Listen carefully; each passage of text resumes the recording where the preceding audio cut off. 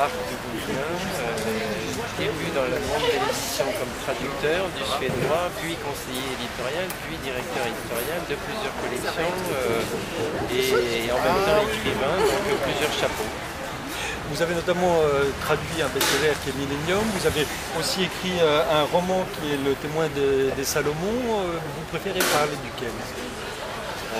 Très franchement, ce serait plutôt de ce que j'ai écrit, non pas que ce soit la meilleure, la plus belle des merveilles, mais c'est vrai que les livres des autres que j'ai pu traduire, Millennium, je suis content du succès que ça peut avoir, mais je pense avoir traduit des auteurs scandinaves comme Rolof Enquist, des chants de qualité littéraire bien supérieure. Et oui, bon, évidemment, je suis très heureux d'être l'éditeur d'un livre qui devient best-seller, mais si je devais parler d'auteurs scandinaves, ça ne serait pas de ces personnes, mais plutôt de Rolof Enquist. Et puis parler de mon livre, c'est carrément autre chose. En particulier dans Le témoin des Salomon, je parle du Pacifique. C'est pour ça que je suis bien content qu'ils soient dans des îles, parce qu'il est question du Pacifique, même si je ne suis pas natif du Pacifique. Alors quel est le plus dur, écrire ses propres mots ou traduire ceux des autres?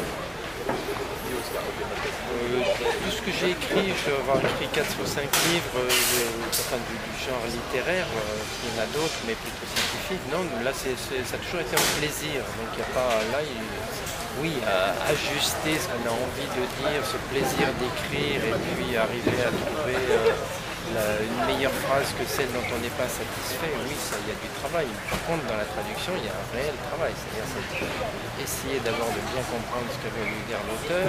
Ensuite, ça, je suis censé parler la langue étrangère que je traduis. Mais ensuite, c'est essayer de bien s'imprégner de l'œuvre, voire de l'œuvre au sens général de l'écrivain, 4 ou 5 livres, et commencer à mieux percevoir les fonctionnements mentaux d'un auteur, et ça, essayer de le faire passer dans la traduction. Donc là, il y a du boulot. Alors parlons du témoin des Salomon. Pour vous, c'est plutôt une quête, un voyage ou une lettre d'amour?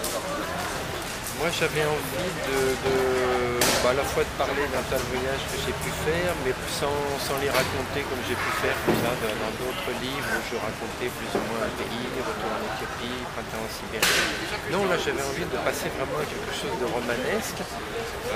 La construction s'est faite autour du personnage d'une femme qui est sur les traces de... Mais pour moi, elle est en fin de quête. J'avais pas du tout envie de parler d'une femme qui va chercher un amour ancien, comme ça, un peu partout dans le monde, puisqu'il s'agit de quelqu'un qui a beaucoup voyagé. Non, elle est juste au moment où elle est juste derrière lui, Tremblay. C'est un moment qui m'a toujours fasciné dans d'autres circonstances de la vie, c'est de se dire, voilà, je suis tout près d'un but, surtout dans les relations humaines, là je parle, hein, pas des buts atteindre un sommet ou autre, mais qu'est-ce que je fais maintenant? Est-ce que je vais taper sur l'épaule ou est-ce que je prends le chemin de travers, je me défile, parce que finalement ce qui me faisait vivre, c'était ce désir. L'aboutissement de la quête, ça peut être l'assouvissement du désir, et c'est jamais très bon. Il y a du sexuel là-dedans. Vous l'appelez Francine Deuxieux, les Deuxieux, c'est les vôtres? Ce sont les vôtres? C'est une manière de voir. Tout bêtement, j'ai connu quelqu'un qui avait ce surnom de Deux Yeux, et c'est quelque chose que j'ai toujours me suis approprié dans la double manière de voir. On peut regarder un paysage, les paysages sont quelque chose de très essentiel pour moi. On peut le regarder comme ça et puis faire un effort et le voir différemment.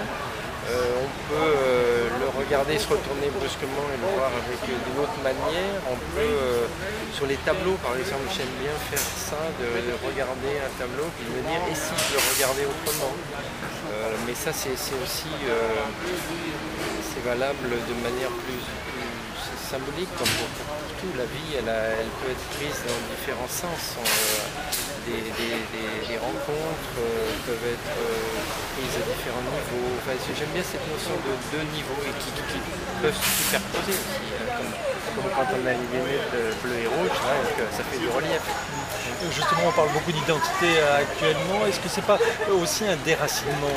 Est-ce que ce personnage n'exprime pas un certain déracinement, d'abord par son nom, Francine, film de père étranger qui a choisi ce nom pour la rattacher à la France, et puis de cette quête dans un monde inconnu, à la recherche d'un personnage dont on pourrait presque penser qu'il est mythique.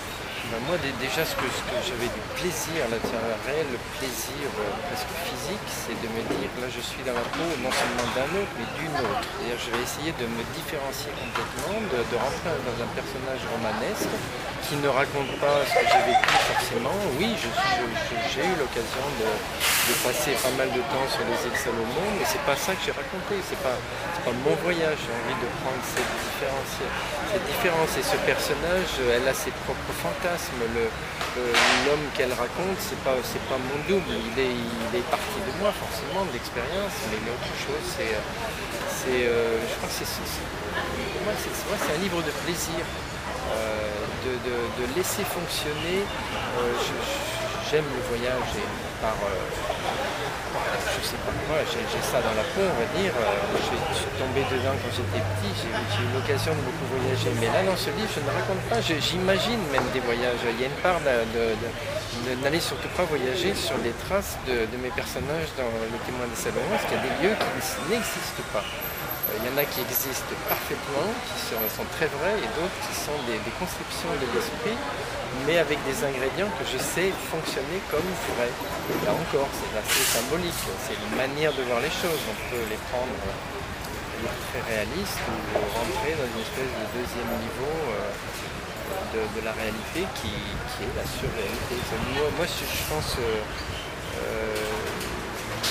si des écrivains m'ont touché, c'est les surréalistes, pas André Breton, mais des gens comme André-Pierre de Mandiargue, Buzzati, des débuts comme ça, des gens qui, tout en vous parlant de la réalité, vous balancent dans un autre monde. Ça, c'est mes modèles d'écriture.